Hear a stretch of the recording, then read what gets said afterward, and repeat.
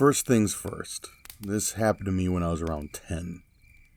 I lived in Idaho all my life and spent a lot of time outside or in the wilderness as a kid. My grandparents would take me camping, and my older brother and I would always hike up whatever trails we could find to get a view of the sunset. On one of these occasions, something terrifying happened. We were up at a campsite I only know as Warm River, and my brother and I were on a regular evening hike. There was an old tunnel bored through the mountain at one part of the trail, probably an old train tunnel. We were walking through it when I heard something I'll never forget. After walking through probably 2/3 of the way, I heard a terrible screech at the end we entered through. The screech wasn't like anything I've heard before. I've heard the screams of animals on dark and windy nights. I even think I've heard Bigfoot calls a few times, but never the metallic, grinding screech I heard that day. The point is, whatever the sound was, it did not sound natural in any capacity. I probably jumped 5 feet in the air when I heard it. My brother shouted a few choice curses before shooing me quickly to the exit of the tunnel. At this point, my brother decided we should just continue walking and head back after whatever made the noise hopefully cleared out. We didn't have any firearms on us, so I was pretty upset. My brother reassured me we would be fine, and we made the walk back without incident. However, I didn't get any sleep that night. Whether it was the thing that screeched at us or just my imagination, I heard things moving around the campsite the whole night, as well as whispers echoing through the darkness outside the trailer. I woke my brother up a few times to check out what it was, but he refused each time, telling me that it was probably just other campers staying up late and enjoying themselves. The rest of the trip was pretty normal. We packed up the following day and my life continued as normal. I was disconcerted, but shocked what happened up to a harmless event that I must have been exaggerating in retrospect. A few weeks later, I went up to Pine Basin, an old ski lodge my family rented each year for family reunions. Here, I would mess around with my cousins, our favorite activities being night games. We would play hide and seek, a game called Ghosts in the Graveyard, and other games like that. On one instance, I was chosen to be the seeker for a hide-and-seek game because I was one of the younger cousins. I got a flashlight as an advantage. Normally, all the younger cousins hid close to the top of the lodge, and the older cousins hid in nearby trees or at the base of the nearby mountain. As I was searching near the bottom of the mountain, I heard a familiar whistle of the mountain a bit. We would always whistle as a hint at our locations. It sounded like someone was hiding way up near a tree known as the underwear tree. You can guess why. So I began trekking up towards the whistle. As I climbed closer, I got an uneasy feeling in my stomach. I continued on warily and convinced myself that I would be fine. I hated walking in the night alone, but figured whoever I would find would walk me back to the lodge. As I neared the tree, I noticed that it was deathly silent. This alerted me that something was very wrong because you could always hear the adults having fun back at the lodge. I was anxious to hurry back, so I called out, "I found you, Scott. Come back down with me." I got no reply, but I wasn't planning on waiting. As I began walking back down the path, I heard a voice call, "You almost had me." So I ran back up to investigate. I flashed my light in the branches of the tree and saw a monstrosity that was not my cousin. It looked like a poorly drawn stick figure made into a human with its emaciated figure and lifeless eyes. I remember its face looked like skin on its head was being pulled from behind. It had torn and stretched features. As soon as I saw the creature, I screamed, dropped the flashlight, and ran back to the lodge. The entire time I ran, I was overcome by an overpowering smell, and I could hear the thing running after me. As I approached the camp, I saw a few people at the bottom of the mountain waiting for me. I was crying and shaking, but they took me inside. I told my dad what happened, but my cousins all said they didn't see anything following me. The adults kept us inside for the night, and I kept hearing sounds drifting in from the mountains. I never played night games after that happened, and was always terrified that my cousins wouldn't listen to my warnings. Ever since that night, I have always felt uneasy up in those mountains. I used to be really religious and figured it was a demon of some kind trying to kill me or something like that. But those mountains have never felt the same after that incident. A few years ago, the game Until Dawn became really popular, and I watched a walkthrough of it on YouTube. When the Wendigo first appeared in the game, I got chills down my spine. It was exactly what I saw, and I did a ton of research on them. I figure someone must have gotten snowed in at that old lodge and resorted to cannibalism, but that doesn't explain what happened at Warm River. I still hear that screech from time to time. It never occurred to me until watching Until Dawn that they might be from the same thing, and it scares the hell out of me every time. I heard it earlier tonight, and that's why I decided to finally write my story down.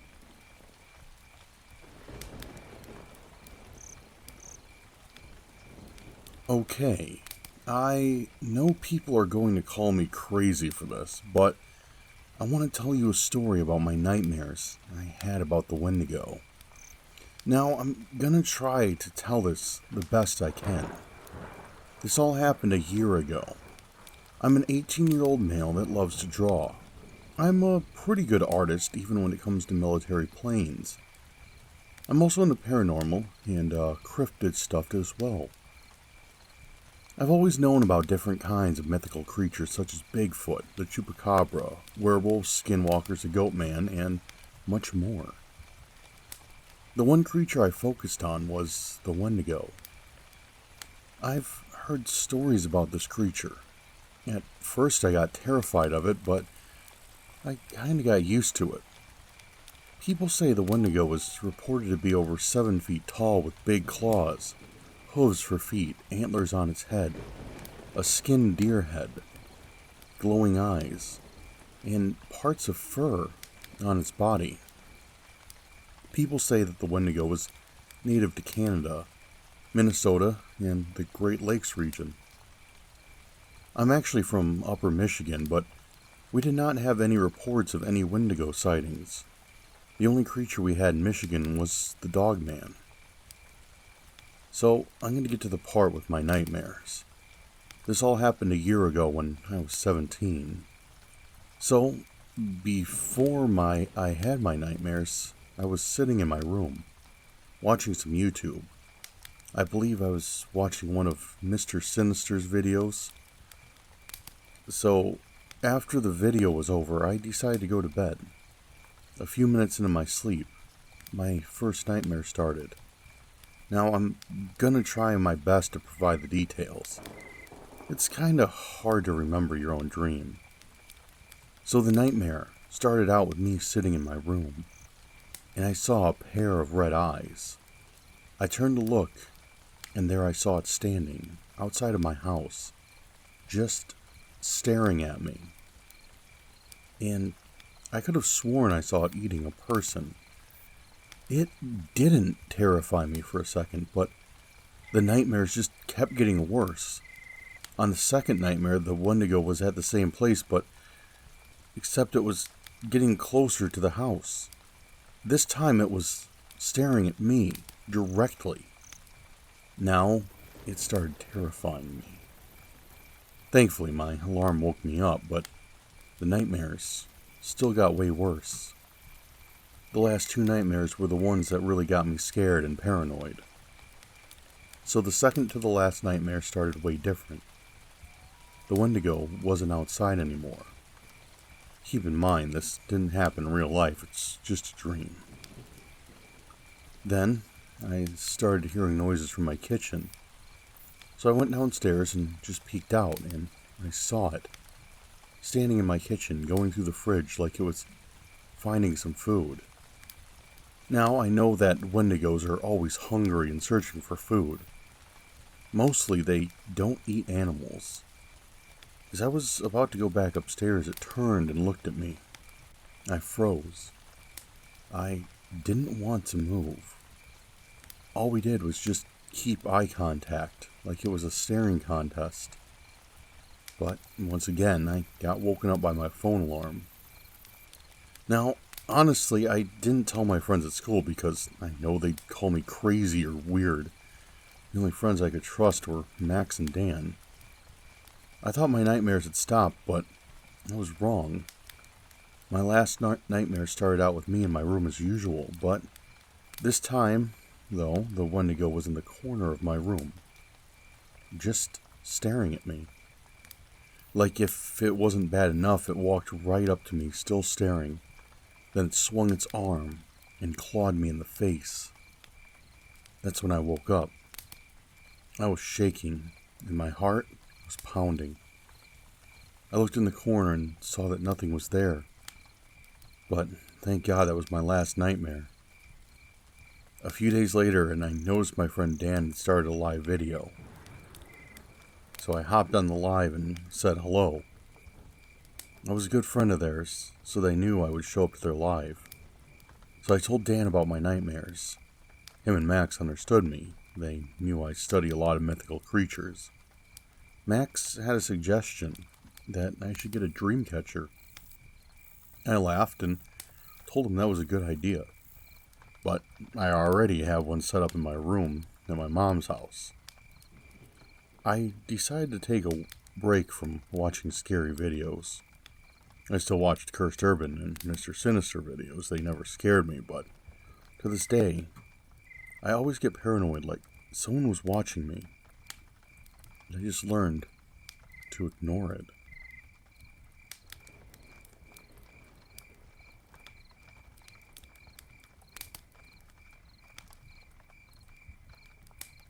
When I was young, I often spent parts of the summers with my grandmother in our home out in the country. It was my favorite place in the world, and I always looked forward to the week-long stays of gardening, baking, late-night fires with s'mores and ghost stories, and enjoying having my grandmother all to myself. There was a pond, not far from her house, where I would sometimes go to swim. It was home to quite a few frogs, and at night they made the most incessant noises. I complained to my grandmother only once, saying I couldn't enjoy the night breeze with all that racket. She took me on her lap and told me a story about an old man and a woman who lived near a lake. The old man couldn't stand the singing of the frogs, but his wife told him that they kept the Wendigo away, and to harm them would be unwise. Well, he didn't listen and set about methodically catching all the frogs on the lake. It was a process that took some time, but he did not stop until he had rid the lake of the pesky amphibians. That night, without the protection of the frogs, he and his wife were slaughtered by the Wendigo. A vicious, whip-like demon creature with elongated fingers ending in razor-sharp talons and rows of silver teeth as thin and keen as needles. I wrote it off as another of her ghost stories, though she seemed more serious than usual about it. I never complained about the frogs again, mostly because I grew to enjoy them and put the story out of my mind. In fact, I'd forgotten all about it until it came up this past spring in a Native American literature class that I was taking in college. The mention of the Wendigo sparked that old memory of my grandmother's story. I thought she had made up the word. I didn't realize there were stories about it, originating in Algonquin legend.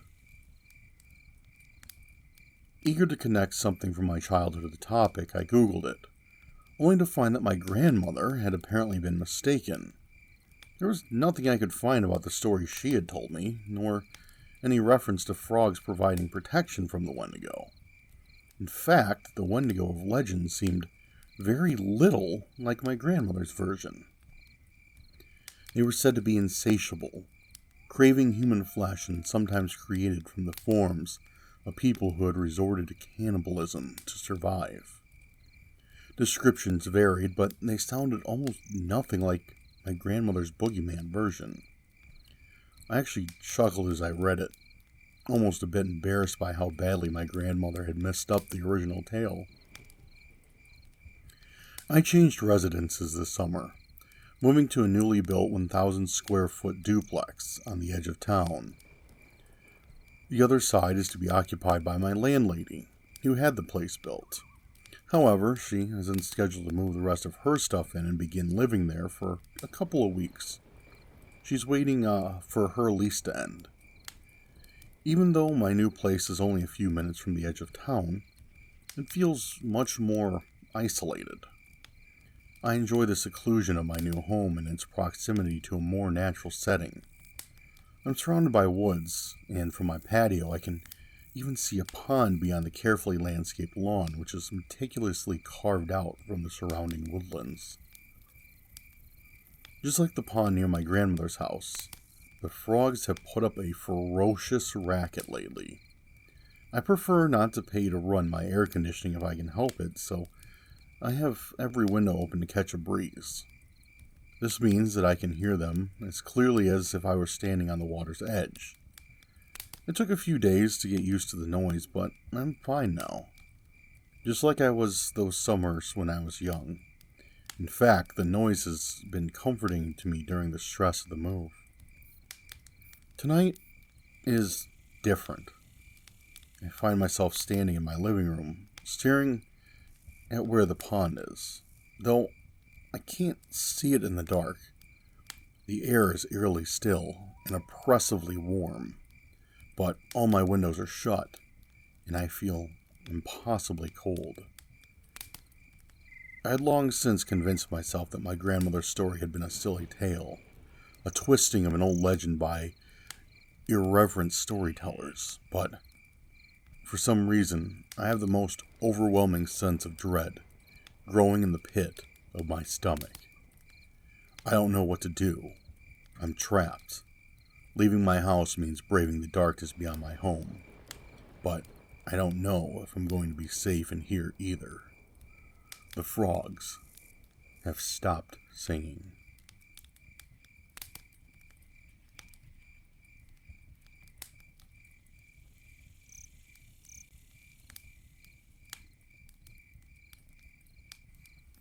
I am writing everything down in this journal to document our journey to Fort Kent and the subsequent events that transpired afterwards.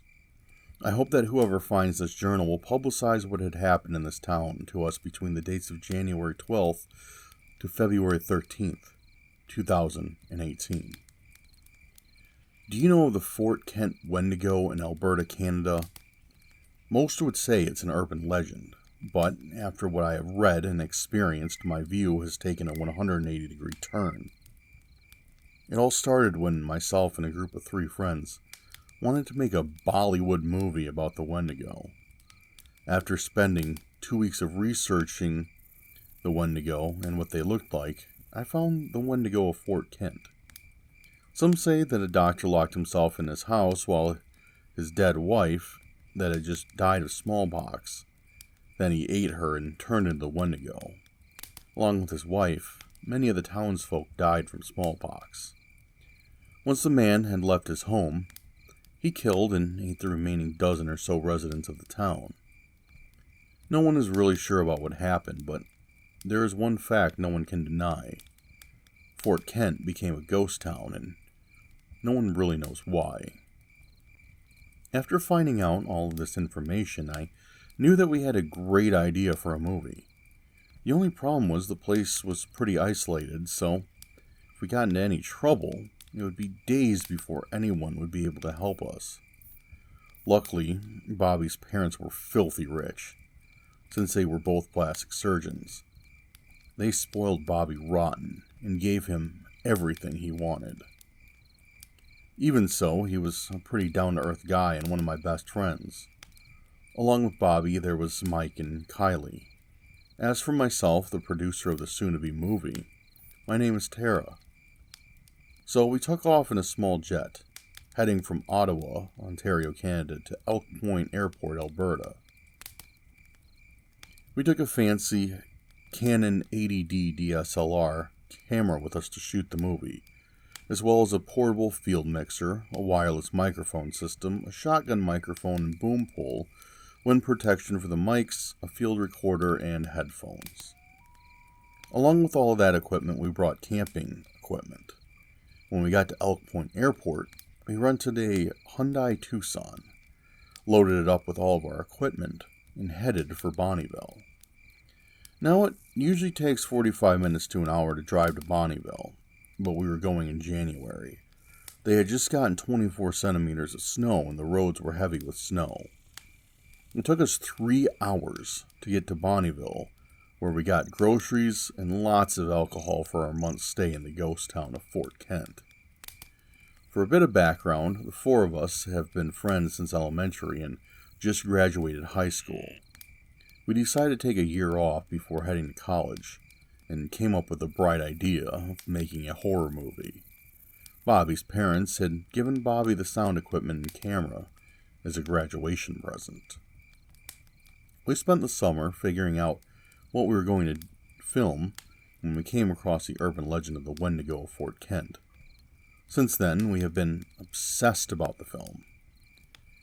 After we had gotten the essentials needed for our trip to the ghost town, we headed for the fort.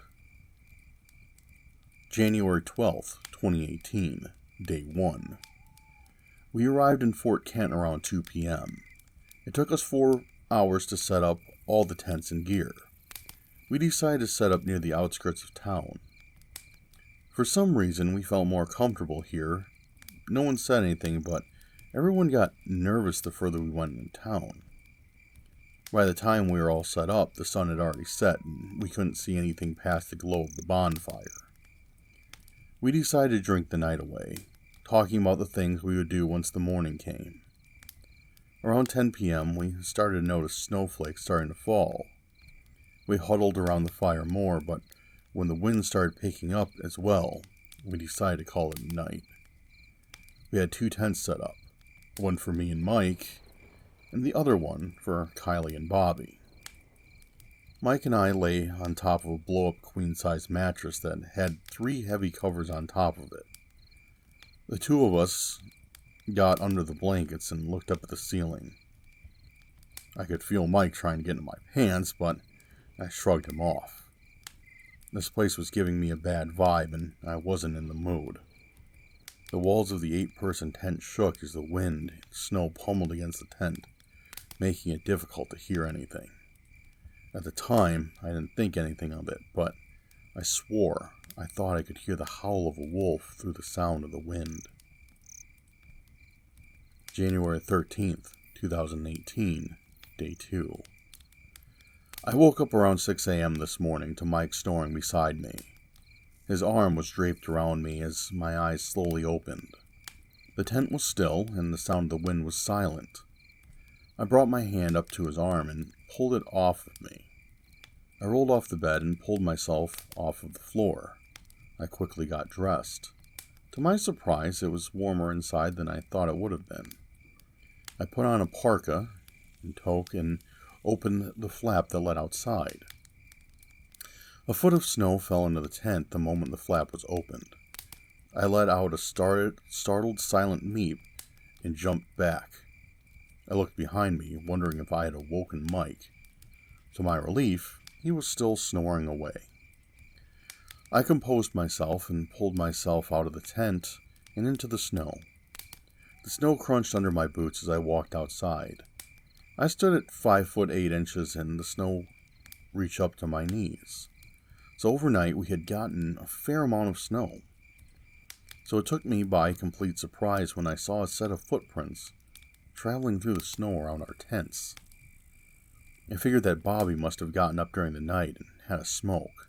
So again, I didn't think much of it. I looked towards the town. 2 rundown houses stood about 100 feet away. Then I looked to my right and saw a rental vehicle completely covered in snow. I spent the next 2 hours cleaning off the vehicle of snow. By the time I had finally gotten it cleaned, the rest of my friends had gotten up and started walking around. Bobby had taken out his camera and started to film the area.